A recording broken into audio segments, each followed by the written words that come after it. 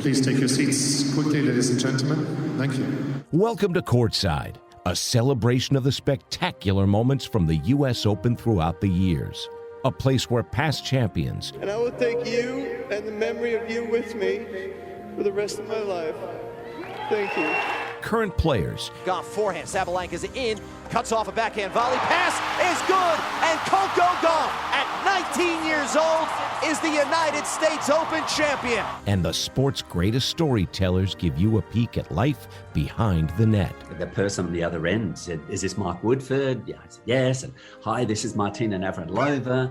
I was wondering whether you'd be interested in playing doubles with me at Wimbledon." And I was like, yeah, okay, who is this? Who really is this? This is Courtside, the official podcast of the U.S. Open.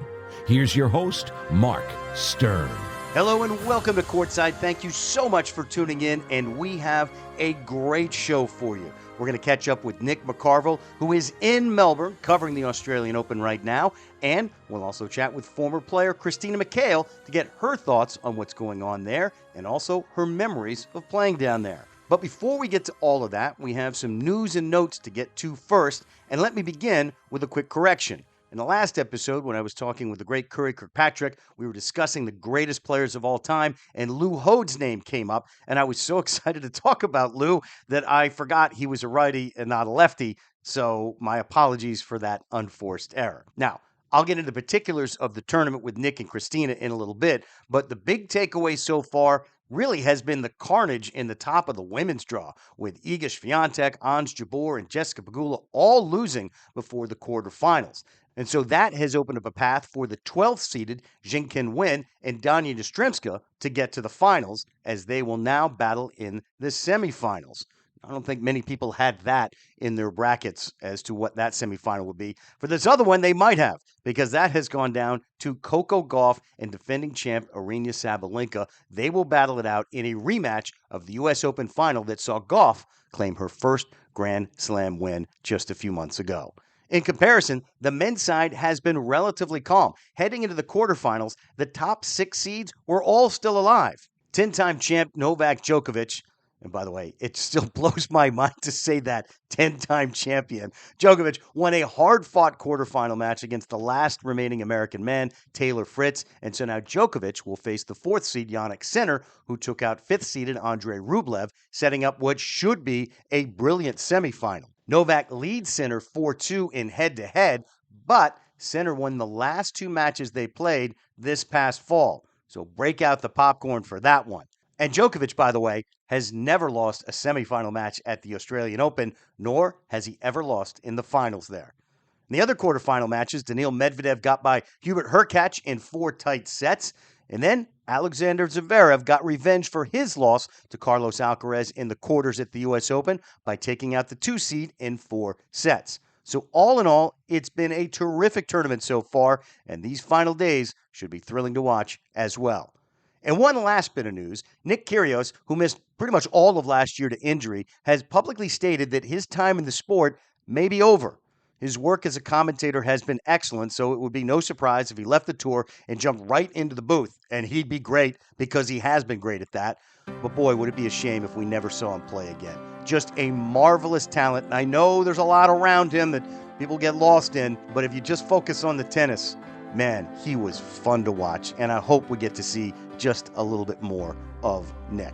Okay, still lots to get to. Up next, I'll chat with Nick McCarvel to get his thoughts on the tournament and life in Australia as Courtside continues. At IHG Hotels and Resorts, we believe you should travel like you mean it. So turn your travel up a notch with 19 brands and our award-winning loyalty program, IHG One Rewards. When you have over 6,000 global destinations to choose from, you can make every getaway the best one yet. So what are you waiting for? Across 100 plus countries, IHG Hotels and Resorts is there to help so you can travel like you mean it. Get inspired and book now at ihg.com. Missed that play? AI didn't. The U.S. Open used AI built with Watson X to generate highlight commentary for all 254 singles matches in real time. Learn more at ibm.com/US Open. As a proud partner of the U.S. Open, Maestro Dobel hits a smooth serve on and off the court. As the world's first Cristalino tequila, serving an ace is as simple as making your favorite drink courtside or at home. Celebrate with Maestro Dobel tequila. Proximo, Jersey City, New Jersey. This is Courtside, the U.S. Open podcast. It brings me such great pleasure right now to welcome the original host of Courtside, a great friend and a great talent, Nick McCarvel. And I'm trying to wrap my head around the international date line because, in full disclosure, it is 5 p.m. Eastern Standard Time in Washington, D.C. Well, I guess Eastern Standard Time makes sense. But where you are, Nick, in the land down under in Australia, it is 9 a.m. tomorrow morning, Sunday morning. Yeah, that's right. It is funny. Every time I come down, I have to remind people the time change is actually not that crazy with the States, but yes, we're living in the future. We're 8 hours behind, but we're a day ahead here in Australia.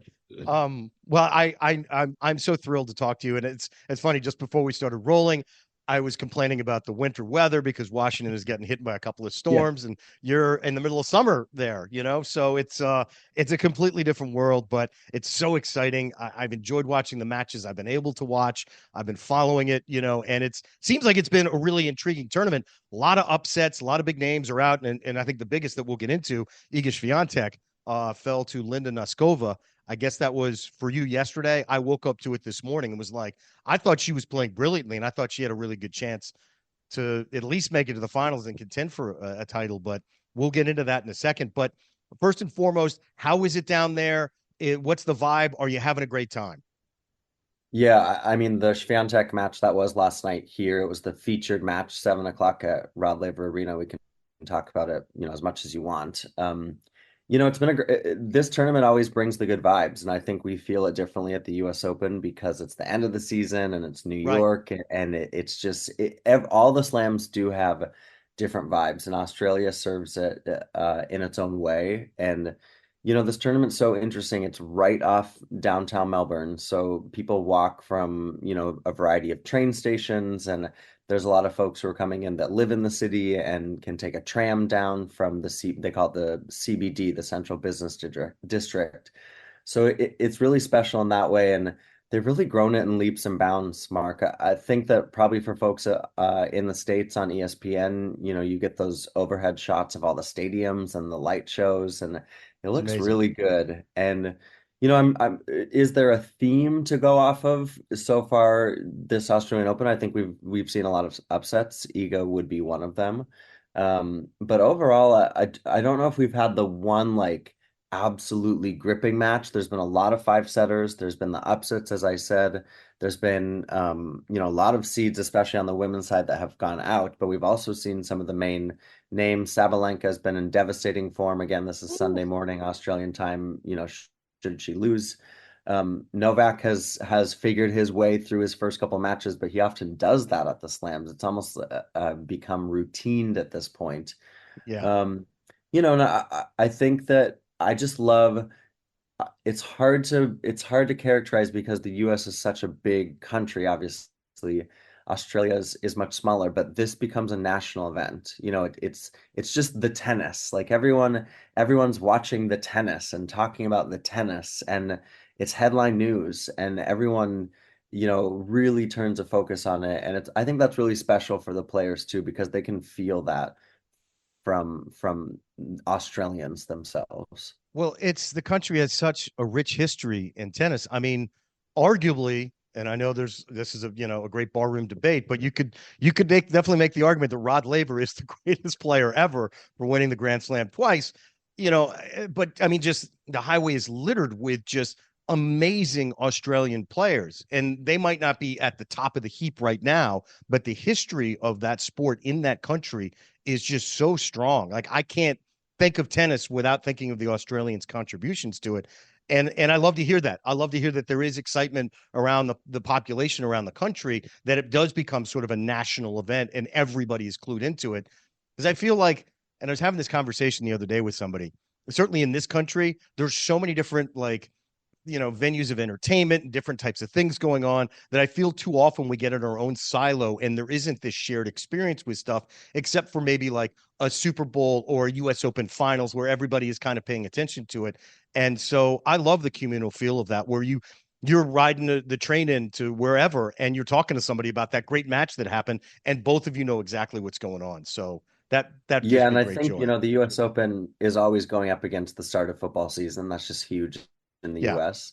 But Australia also, rugby, there's the AFL, there's the NRL. Those are two different rugby leagues, rugby professional leagues. And those they don't play during this time. This is Oh, the really?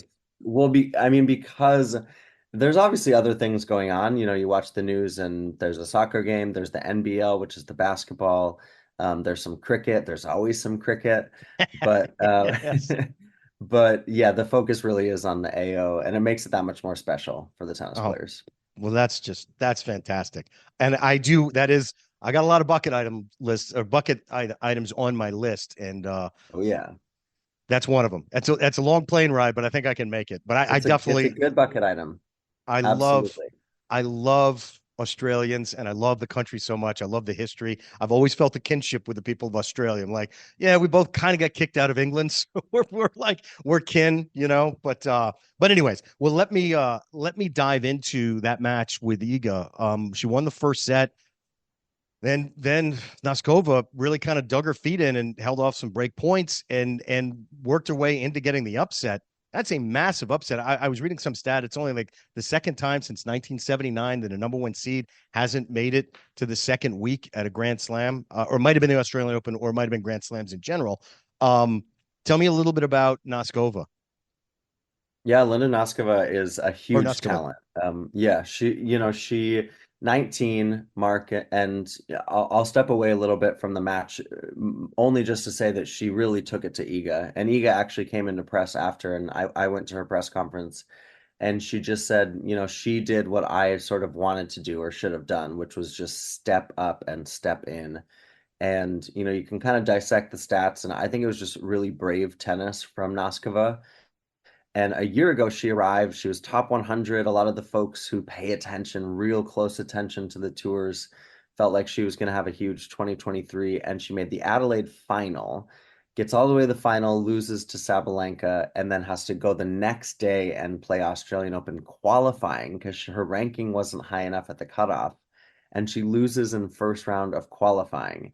But she goes on, she has a really strong year, nothing huge and like monumental, no Mm-hmm. sort of like slam semifinal or anything like that, but just quietly consistent. And that's actually kind of her game, is she's got this great variety to her. She's got a touch and feel on the ball that it's a little Hingis-esque. It reminds you that it doesn't just have to be power. She's not just bashing the ball, but she's also worked with David Kotija, who worked with Petra Kvitova for years and has been a Oh, part sure. of the Czech juggernaut of women's tennis over the last decade or so. And David has helped her along with, she's got a kind of a coaching team.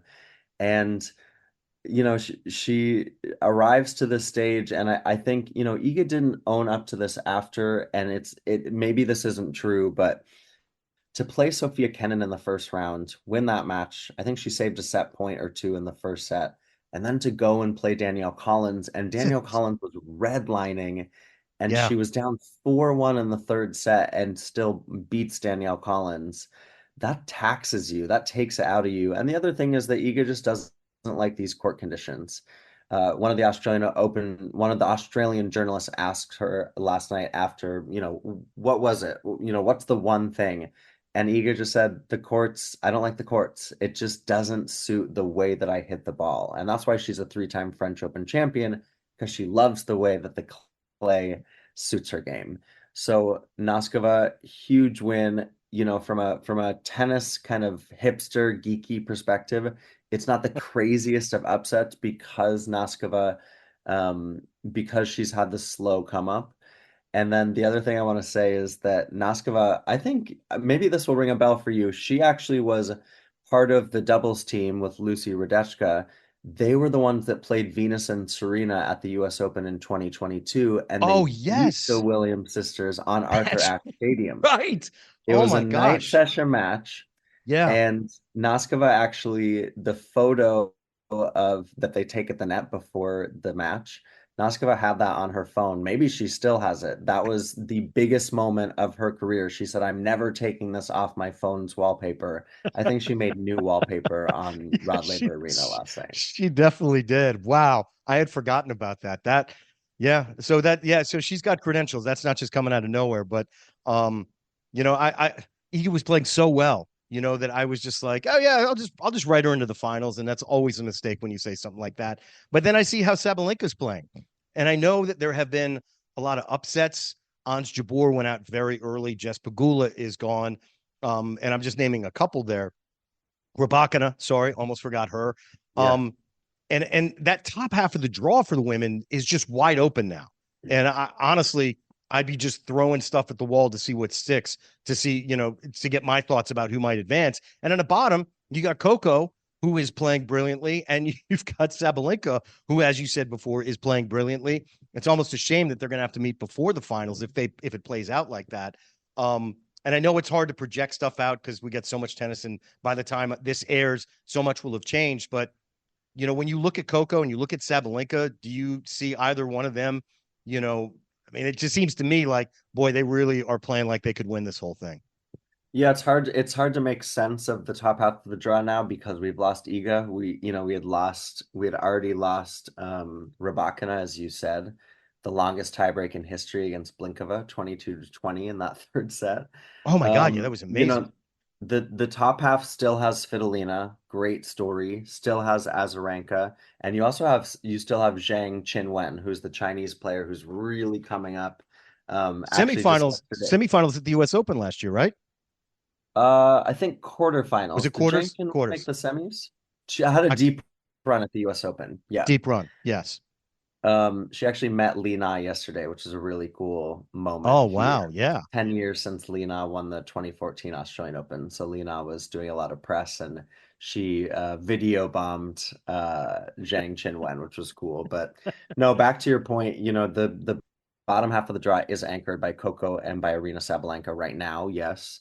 I've been really impressed with Coco, the way that she's worked through this tournament, took the racket out of the hand of Alicia Parks. Alicia Parks, I think, really gave herself an opportunity in that match, and Coco just kind of reminded her where things stand right now in their careers.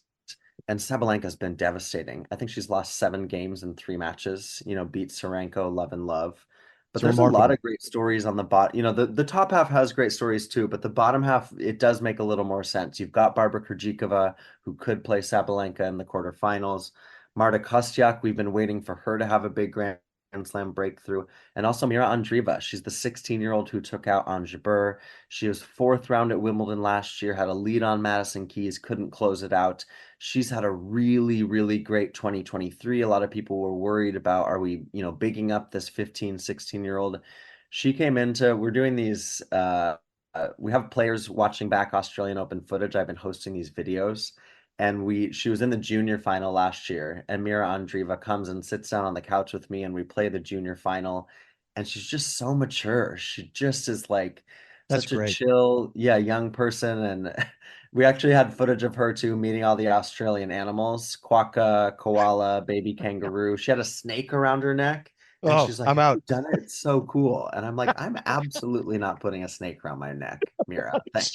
Not a chance. You can hand me a koala, hand me, any of the marsupials. I'm fine with them, but I draw the line at snakes. Don't get too close to a koala though. They're pretty stinky. And I've seen the ones that look like their chest is all burly, like they've been lifting weights, and they will just come at you. I'm like, and I love animals. They're cute. But and then I kind of saved it last but not least because it's such an incredible story. Amanda Anisimova, stepping away from tennis last April, posted on social in May, like, I got to get out of here. I can't bear being at tennis tournaments anymore. And I not that I ever wish that on anyone, but it is just such a cool story because she was like, I'm out. Like, I don't know when I'm coming back. I have to step way. We know that she won the US Open Juniors. She made the French Open semis in 19.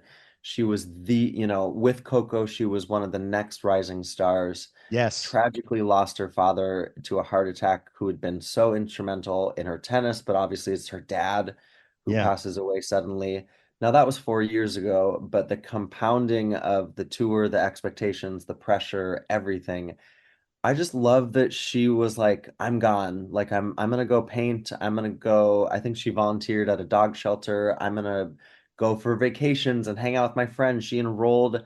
Not only did she enroll in class, Mark, but she went to in-person school. Like, it wasn't just like, I'm gonna sit at home and go to online classes. Like, Right. I'm She's gonna like, go I'm be a doing it. 21-year-old. Yeah.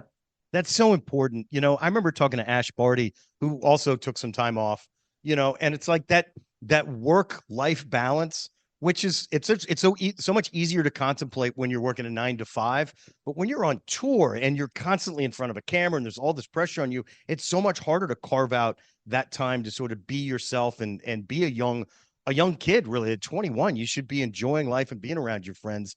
And listen, if you're not feeling it on tour and you're thinking, man, this is too much for me, absolutely step aside. Take a beat, catch your breath, and figure out, okay, if I want to go back, then I will go back and do that. And we've seen that with Osaka. And obviously there's been a lot more going on with Osaka. She's now a mother, but her attitude coming into this tournament, she seemed like she was playing with a sense of joy that I had not seen with her in a long time. And that ultimately, wherever you can find your joy, if it's on the court or off the court, then pursue that. So for Amanda, I agree with you. I think it's an amazing story. I don't know what's going to happen with her and Sabalenka, because Sabalenka just looks unstoppable right now. But Amanda's a really great player. And I think that's going to be one of the great matches to watch this tournament. Yeah, and actually, I commentated her match the other day with Chanda Rubin, and we were talking to Marc Lucero, who's actually part of our extended US Open family. Marc commentates with us at times, but he had formerly worked with Shelby Rogers, and he's been working with Amanda since November. And I messaged him and I was like, hey, you can tell me whatever you want. Like, how's everything going? And he's like, you know what, Nick, I'm not going to get too into detail, but I just have to say, like, I've never worked with a player who's so like comfortable and chill and just like happy to be playing tennis. And that's a really powerful, that's powerful. Yeah, So, absolutely. and that leads, that comeback piece leads us to just touch on Wozniacki obviously coming back, Naomi Osaka, Angelique Kerber. It also was really great to see Emma Raducanu. She won her first round match here. Yes. Yeah. I started to see some signs where she's starting to put it together a little bit. And that gives me great joy, Yeah. All those comeback stories, Osaka, tough draw, and then Garcia plays lights out. I mean, Garcia that was a really high quality match in the first round. And then, Wozniacki going out to Timofeva, who's backed that up by making the second week. So yeah, there's been some really great storylines. I think it's just going to be so interesting in week 2, like what's going to happen with the top half of the draw, because the bottom still got a lot of star power and experienced second week slam players. Yeah. And, as we keep our eyes, on Coco, wow, wouldn't it be amazing if she could win back-to-back slams? I mean, because she just seems she's playing with a different sort of purpose right now and she was so focused before she won in New York this past fall, but it really feels like she's just elevated her game to a different level. Everything, her mental game, just on the court, everything. It's been fantastic. She's my pick, baby. Yeah. She's been my pick since day one. Yeah, that's a good solid pick. I am not going to contest you on that. But as we talk about Anisimova and Coco, they're 2 of only 3 Americans remaining, and the other is Taylor Fritz on the men's side. I hate to say this because I love him so dearly, but just another disappointing tournament for Francis Tiafoe. And I'm thinking, when I say another one, I think about how early he went out at Wimbledon, and I know we want him to go further at the US Open, but just an early exit for him. And I wonder, everything seemed like it was going in the right direction when he made that great run at the US Open a couple of years ago, and he hasn't really been able to build off that the way I guess I had hoped, or maybe a lot of people had hoped. Am I being too harsh on him, Nick? No, you're not, but let's dig into it more. It's so tough to back that up, semifinals of the US Open and breaks into the top 10 and all the attention. And, I think that Francis also, he's made that change with Wayne Ferreira. He's got Diego Moyano, at least he did coming down here. And a coaching change can be a big thing. It can change the dynamic and setup, especially for someone who's still kind of, I think someone like a Novak, when you're a veteran, you make a coaching change, you're running your own ship. Yes. Whereas for Francis, you've got to have the team around you that you are confident in. And I don't know exactly what the dynamic was with Diego Moyano, but the level is just so fine in tennis. And we talk about the upsets on the women's side. We talk about on the men's side too. There's actually been a whole host of Francis loses out to Thomas Mahac, who's a really great Czech player that we haven't really seen how to break through. So he gets a breakthrough. But then there's also been Artur Cazot, and there's been Nuno Borges, who beats Grigor Dimitrov last night. There's just been, Marc Pecci is a commentator here. He made the point that maybe because we've seen a lot of the financial gains in the lower rounds of the majors, maybe that's literally paying off now, where lower ranked players come into these slams and don't feel like they don't have the invested money in their own business. These are businesses when you look at them as players and people. Yes. And it's tough.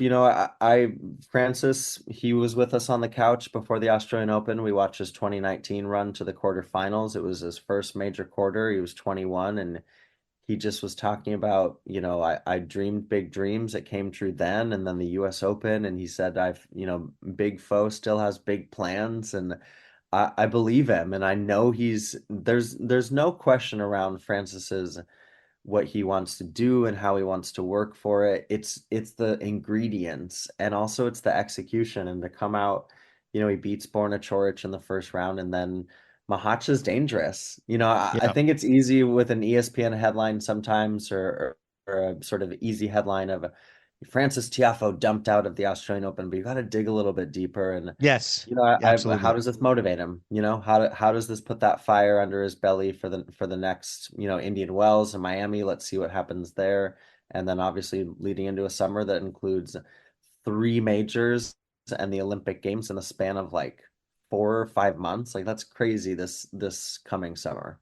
It's going to be a wild summer. It really is. And I love what you said right there about the ripple effect of the bigger money for the lower tiered players, like the guaranteed money down, like all the way down in a tournament. And I think that does have a huge impact, because if you're starting to build more of a financial base for yourself because you have more security, you can get that physio maybe that you haven't been able to have, or have your team travel with you and just have a better support system and a better training system. Everything becomes better with that. Unless you're like me, and if I get some extra money, I'd be like, we're going to have a big party, everybody. Come on, well, you can have that too. I mean, Sloan was saying the other day, she's like, hey, I'm in the 3rd round of a major. I'm gonna do a little extra online shopping tonight. But no, it's true. And actually, Medvedev was talking about this last night in press in a different way of like, he didn't realize maybe 2, 3, 4 years ago in his career that, or maybe this was, I think he was talking about a few more longer ago, 5 years ago, of looking at the professionalism of the big 4, big 5, throw Stan and Andy with Rafa, Roger, and Novak. Sure. Every detail. And Novak, I think, would probably be the most sort of outspoken about this, but every detail. How do you take care of the body? What are you eating? When are you hitting? What's the stretch routine? I mean, just everything, because that's where the sport has taken itself. That's where we've gone in the 21st century in 2024. And I think so the investment is big for these lower ranked players, because then you have the ability to do that. You have a physio, you have someone who's rubbing you down every night, because you need that. You need your body to feel like it's fresh and spry, and it's a spring Saturday morning. It's not, a Thursday night and you're barely dragging yourself onto the court. That's huge for these players when you get into a situation, for the players. I mentioned Mahac, Cazot, Borges, Kecmanovic, there's been, and on the women's side, there's been plenty of the upsets this Australian Open, but that's the fine line, and then you go out and give yourself a chance on the biggest stages in the world. Well, and I think, and I agree 100% with everything you're saying there. As you're saying it, I'm wishing I was feeling more spry and feeling more of a spring in my step. I need to get that in my life. But the the difference between the top players and the players below them is so small. And it really is the players like Djokovic who never take their eye off the ball. They're just constantly locked in. And, that I think really is what separates Djokovic from so many other really terrific players is he just is there in those moments. And he's like, I know what I need to do to be 100% ready and for every situation and every moment. And having said that, I know this is unfair because we got a week of the tournament left, but he is, as you said, he's found his way. He's found his game. A couple of matches in, and he looks like he's unbeatable again. Alcaraz has looked very impressive. I've been really pleasantly, I don't want to say pleasantly surprised, but really encouraged by that because of sort of the fall he had where it seemed like he sort of lost steam. But you got Medvedev. You got a great match between, what I think is going to be a great match between Taylor Fritz and Tsitsipas is, a finalist here. So how do you see it playing out? Is it Djokovic? Do you think that's where it goes? It's still Djokovic against the field for sure. He scratched his way through the first couple of matches, but that again has become routine. He's got Adrian Manarino, who took out Ben Shelton, who's playing his best tennis at 34, 35, top 20, just has that weird kind of country club, like, how is this guy this good lefty game? But it works. And it's a little bit of the shades of Su Wei Shea of, just really confounding your opponent. So that's going to be tough for Novak. But a quarterfinal potentially with Taylor Fritz. This is this half of the draw that also features Jannik Sinner, who just has it does feel a little bit like if anyone's going to stop Novak and do it on their terms, it could be Jannik Sinner coming off of those 2 wins over Novak at the ATP finals and then Davis Cup in November. It's been a huge, huge story here of Alex de Minaur being top 10 and just being the Australian singles player. It's great to see. So he could be a potential semifinal for Novak. And then maybe we get that match that we thought we were going to have at the US Open of Novak versus Alcaraz in the Australian Open final. Alcaraz has gone a little bit under the radar here, I will say. I mean, he's played great tennis. He dropped a set to Sonego, but otherwise, he leveled up in that match. He dropped the second set and then looked good thereafter. I don't know, Mark. It does feel like Novak versus the field, but then you just throw in all these other equations. Medvedev, how much did he learn from the US Open final? I think he learned a lot, actually. Yeah, he looks in good spirits, and he has a good path against Borges and then the winner of Cazot and Hurkacz into the semis. So yeah, there's just a lot of intrigue to play out. And then I think that we've got to dig a little bit deeper on the women in week 2, just in terms of the storylines and these players, because there's a lot of interesting stuff there too. There absolutely is. It's so exciting. It's the first Grand Slam of the year. And it just gets my blood pumping. I wish I was there, but I'm living vicariously through you, Nick. And there is nobody better to sort of walk us through the behind the scenes, what's going on out there, the stories behind the upsets and the great players out there. You just are par excellence. And I should have saved that for the French Open because I just use French here at the Australian Open, but that's because I'm a moron. But I'll go with a thanks, mate. Good on you, mate. There you go. And the only thing I would recommend, and I recommend you staying away from it because I'm an American and I've tried it once, is Vegemite. It's just not for me, so stay away from that. I've actually never tried it, and I don't really need to. No, I don't think you do. With all apologies to all our friends from Australia, that's just not for us. But they're the best. Fine. Listen, I've done plenty of. I do a twice daily flat white, and they do their coffee very well here, so I'm happy with that. Well, enjoy it there. Thank you so much Thanks, for carving out time, and safe travels back. And we'll talk to you soon, man. I really appreciate it. Yeah, cheers. Thanks for that. I really do need to make that voyage to Australia. Not sure if I'm going to try Vegemite, but I'll make that decision when I get there. Always love getting Nick's insights. Such a treat to have him on from down there. And you know what? He was absolutely correct about Jin Kin Wen. She lost in the quarterfinals, not the semifinals at the U.S. Open, and that was to Aryna Sabalenka. So we got a possible rematch if things play out in the finals. All right, when we come back, I'll talk with someone who actually played in the Australian Open, Christina McHale. And she's next here on Courtside. Play safe in the sun with La Roche-Posay Ultralight Sunscreen. It blocks up to 98% of UVB rays and helps prevent visible sun damage with UVA UVB protection and antioxidants. La Roche-Posay, the official sunscreen of the U.S. Open. Drink Evian, the source of refreshment for your body and mind. Born in the French Alps, our water starts as snow and rain and travels through layers of glacier rock, where it gets its naturally occurring electrolytes for a cool, crisp taste. Mountain-made minerals, from alpine glacier rocks to you. Evian. Live young. There's more to gaining advantage in tennis than a blistering serve. That's why the USTA works with Deloitte. See how we help it elevate fan experiences, advance business strategy, and more at Deloitte.com/USTA. Experience iconic Dubai with Emirates, home to soaring skyscrapers, adrenaline-fueled entertainment, and world-class shopping. Fly Emirates to Dubai and discover the unexpected. Fly Emirates. Fly better. This is Courtside, the U.S. Open podcast. I am so very pleased right now to welcome Christina McHale back to our show. I got a great chance to catch up to her in person during this past U.S. Open. We had a great conversation, and of course, because I'm just a terrible person, I said, hey, can I have your cell phone? Because I want to bug you to come on the show later on, and you were very kind to accept. And before I ask you my first question, I just want to give my full embarrassing introduction like I like to do for my guests.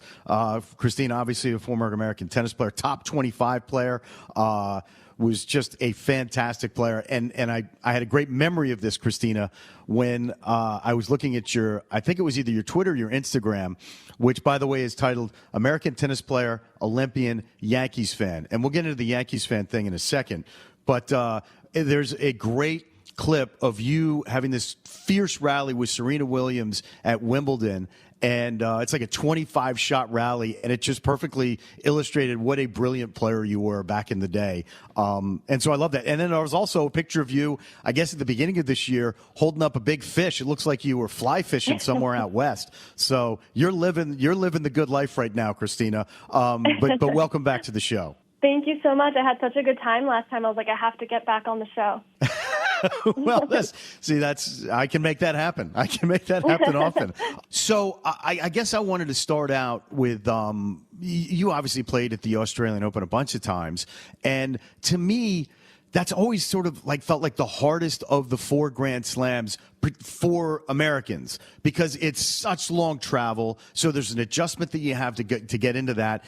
And I don't know whether this just is me putting, a stupid thought out there, but it also comes after, the very brief break that players get at the end of the year. So I always wondered, is it tough to sort of ramp up? I know there's lead-up tournaments, in Brisbane and Adelaide and stuff like that, but was it a sort of tough transition of okay, I finally got a break, I celebrated the holidays, and now I'm right back on, but I'm all the way across the other side of the planet. Was that a tough transition for you? I think most players are honestly super excited to get to Australia.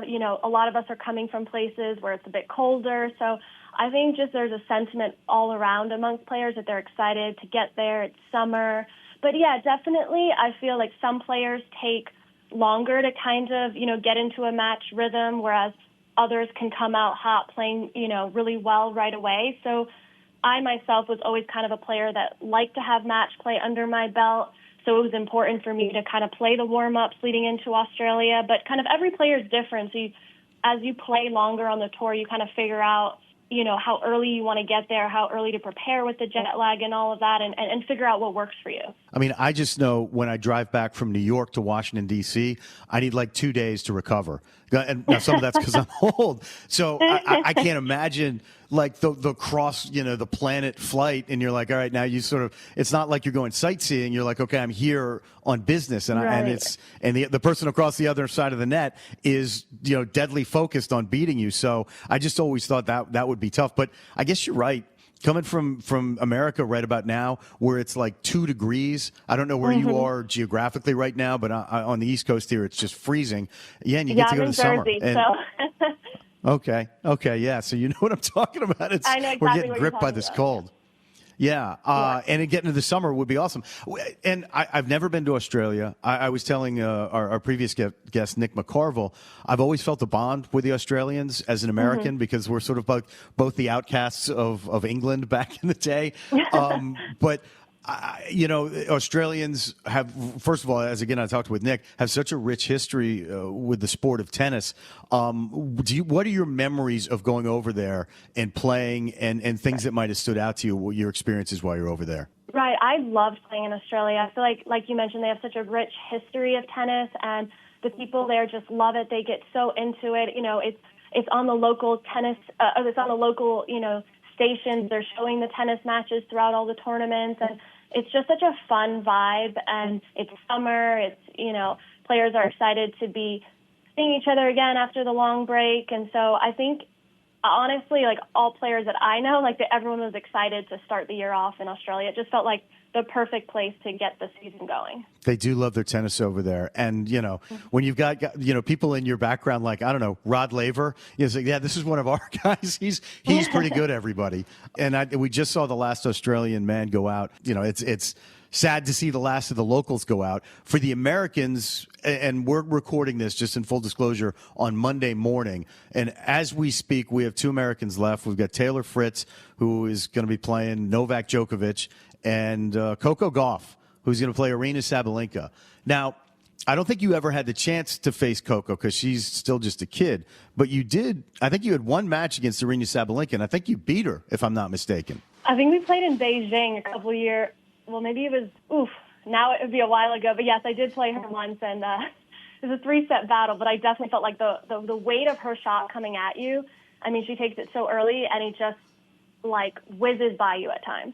Yeah, she has such a powerful game. And I think the big thing with her, and I'm not breaking any news here, was, her game would disappear. Her serve would completely go sideways. And when she looked like she was playing brilliantly, all of a sudden you're like, wow, you're out of this tournament. And the last year, it feels like she's been able to calm the demons in her head and keep her game about her. And we've seen that, she's got a Grand Slam under her belt, last year at Australia. What have you seen in her in this last year where she's really been able to take this jump? Right. I think she's one of the players for sure, I think, between Gauff and Aryna that have impressed me the most watching this Oz Open. I feel like Aryna coming in as, the defending champ, there could always be nerves there, but she seems super composed and really just on a mission. And I mean, it shows from the score lines. She's beating people pretty easily, but I just think, she had a little bit of the yips on her serve a couple years ago, but I think, gained a lot of resilience from having to go through that. And she just is, serving big, hitting big, just kind of not giving any time to her opponent. So that has been super impressive to see. It really has. And when she does put it all together, it's something to behold. But I could say the same thing about Coco Gauff. And it felt like for years we're saying, is she going to win a major? When's she going to win a major? And it was ridiculous because she's still incredibly young. But now she has broken through, and she won the U.S. Open. And it feels like she's even taken it up another notch from that intensity that she had in New York this past fall. What are you seeing from her? Because she looks lights out, and she's going to be facing Sabalenka here in her next match. I agree. I think she's just had a big kind of weight taken off her shoulders, getting that first slam at the U.S. Open, doing it in front of the home crowd, have a lot of pressure on her because of how talented she is. And so I see her just really confident right now. The couple matches that I've seen, she's just really using the weapons that she has, serving big. She's so quick. She plays, can get out of defense so quickly to offense. And also the way she's transitioning up to the net and taking time away from her opponents, I think that's serving her really well. But overall, I think she just seems just really motivated, but kind of a good, healthy balance. I feel like even in her her post-match press conferences, even the way she's, joking about she's going to the movies, or she, congratulated her brother on his accomplishment, in baseball. I think she just has a really just healthy balance going on right now. She does seem to have that. And she seems to have a great group around her to sort of keep her focused on tennis when it needs to be on tennis, and, on life stuff when it needs to be on life stuff. And I've said this time and time again. She's about 30 years younger than me and about 6 times more mature than I am. Right? And you see it on the court. For her age. It's incredible. Yeah. And she's so humble, too. I feel like I first met her when maybe Coco was around 13, 14. She played in an exhibition that I was hosting in Florida, and I feel like she hasn't changed as a person from that age to who she is now. And her whole family, like you said, they keep her so grounded. So it's just such a nice story overall. You know, it's funny as you talk about sort of the life-work balance. Ash Barty comes to mind, the former #1 player who initially took time off. She's like, I just need to take some time away from the sport and do some things that I'm interested in and sort of just reclaim my life back a little bit. And, and then she came back and she won the Australian Open, among other things. And then she stepped away again. How hard was it for you when you were playing to sort of have that life-work balance? Because it seems like it'd be really easy to slip into, this is the only thing I can focus on, because if I don't, I'll get beaten. But then you're sort of like a robot out there. Yeah, it's not easy to keep that balance, because you become almost obsessed with, trying to be the best player that you can be. But then sometimes if you want it too much, you can almost get in your own way. And so it's such a fine line, I feel like, between being, so ultra focused and all your decisions kind of revolving around, what's best for the match and the practice and recovery and all of that, but then also having other things in your life to kind of keep that balance so that you don't get too obsessive. And so I kind of respect when players take time to step away, like you mentioned, Ash Barty, or even Amanda Anisimova. She's come back playing so well. So I think it's just knowing what works best for you. I have a lot of respect for knowing yourself. Did you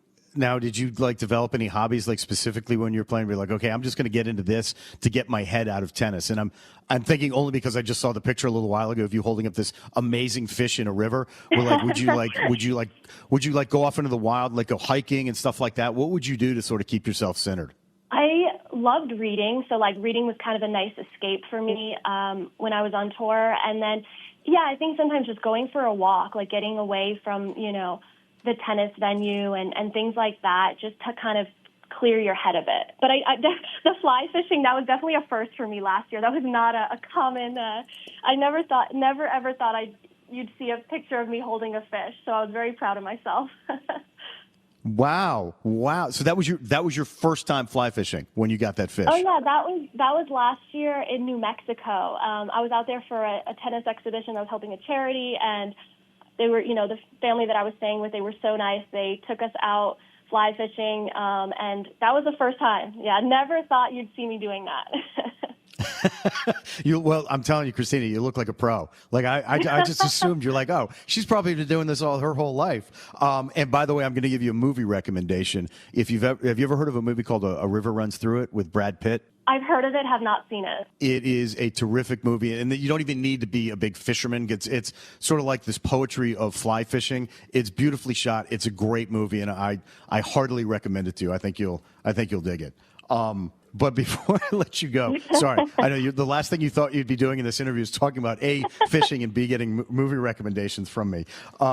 But before I let you go, one of the things I wanted to chat about with you is you were an Olympian, and obviously a proud Olympian. I can't imagine the pride that would swell in one's chest when you get to represent your country in the Olympic Games. We have the Olympics coming up this summer.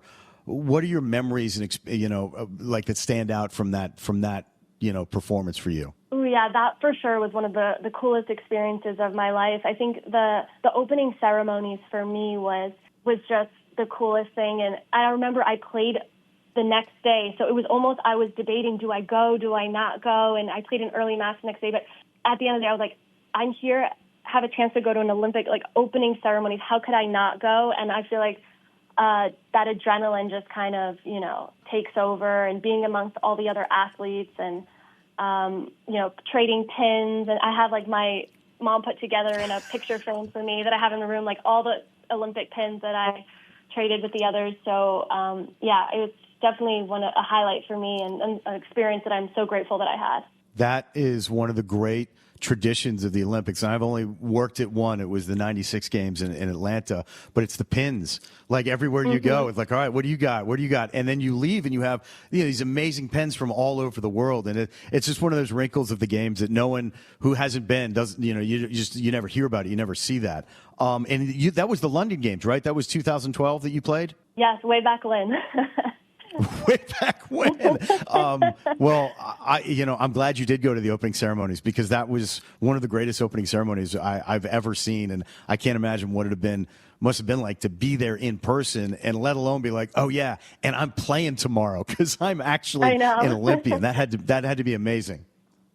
Yeah, there was goosebumps for sure, and actually, I was able to get a photo with Kobe Bryant that night at the opening ceremonies, and which was really special. Yeah, and I have that hung up in my room, so it was just a really special experience. No, that's great. Well, you had such a wonderful career, and when you want to get into broadcasting, I'm going to tell you, you're going to be great at it if that's the way you want to go. But if you want to turn pro as a fisherman, it looks like you can probably do that as well. Thank you. You know what? Let me get my undergrad first. That's next for me. Graduating in May. I cannot wait. So fingers crossed. May that's the next for me. Oh, that's fantastic. That's fantastic. Good for you. That is a great deal. It's hard. It's hard. Like, listen, it was hard enough when I was going to school. Like, when you've accomplished things in life, and then to be like, yeah, you know what, I'm going to go back into class. It's a tough thing. So my hat is off to you for tackling that. And you said May is graduation? Yes, May. A couple months away. So, and I'm taking 5 classes right now. So definitely overcommitted, but I am so excited to see the light at the end of the tunnel for sure. I would expect nothing less from an Olympian to overcommit yourself for that. Thank you. And I will say this, because everybody that listens to the show knows I'm a huge Red Sox fan, and these are not happy days for me. These right now, I know, Christina, you're like, seriously? I'm finding this out now after I agreed. Yeah. Either as a Yankee fan. No, but you guys have something to look up to next year. I think you guys are going to be tough to deal with. Certainly you in Baltimore. But I say this only because normally I really don't like Yankee fans, but you are such a delight to talk to that I waive my Red Sox-Yankee rivalry just so I get a chance to hang out with you. I really appreciate it, Christina. Thank you. And best of luck with the classes, and enjoy the rest of the Australian Open. Last thing, and I know this will be dated by the time this show airs, if you had to pick right now between Coco and Sabalenka, who would you take? Well, I think they both have to get through their quarterfinal matches right now. But if point. Which I would imagine they would make it to the semis, I gotta go with Coco. I think I gotta go with the American. Yeah. And if she wins that, and there's a lot of ifs before that, but man, if she were able to win a second Grand Slam in a row, I mean, she's really starting to write her name, large up in the sky. That's really, really impressive. Absolutely. All credit to her. She fully deserves it. Yep. She does. She's a real star. Well, Christina, you're a real star as well. Thank you so much for carving out time. As I said, best of luck with everything. Enjoy the rest of the tournament, and I'll be bugging you soon to get you back on. Thank you so much. I had fun. Thank you. See, when Yankee fans and Red Sox fans can get along, that should give everyone hope, right? But seriously, that was great fun catching up with Christina, and I really look forward to having her back on again soon. All right, that'll do it for us today. So let me thank Nick and Christina for coming on. Let me also thank our sponsors and the USTA for making the show possible. And of course, thanks to all of you for tuning in. Cannot do the show without you guys. We'll be back in a couple of weeks, so until then, be well, and we'll see you next time.